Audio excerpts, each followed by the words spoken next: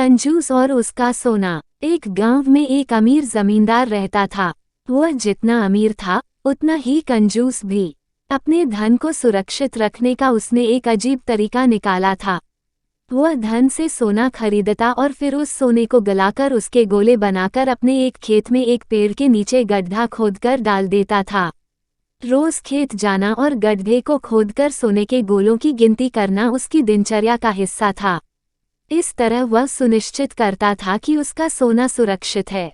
एक दिन एक चोर ने कंजूस आदमी को गड्ढे में से सोना निकालकर गिनते हुए देख लिया।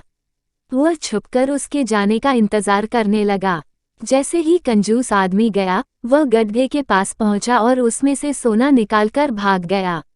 अगले दिन जब कंजूस आदमी खेत में गड्ढे के पास पहुंचा, तो सारा सोना नदारत पाकर रोने पीटने लगा।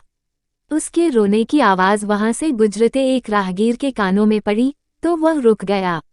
उसने कंजूस आदमी से रोने का कारण पूछा, तो कंजूस आदमी बोला, मैं लुट गया, बर्बाद हो गया, कोई मेरा सारा सोना लेकर भाग गया। अब मैं क्या करूंगा? सोना किसने चुराया? कब चुराया? राहगीर आश्चर्य में पड़ गया। पता नहीं चोर ने कब इस गड्ढे को खोदा और सारा सोना लेकर 9-2-11 हो गया। मैं जब यहाँ पहुँचा तो सारा सोना गायब था। कंजूस आदमी बिलखते हुए बोला, गड्ढे से सोना ले गया। तुम अपना सोना यहाँ इस गड्ढे में क्यों रखते हो? अपने घर पर क्यों नहीं रखते?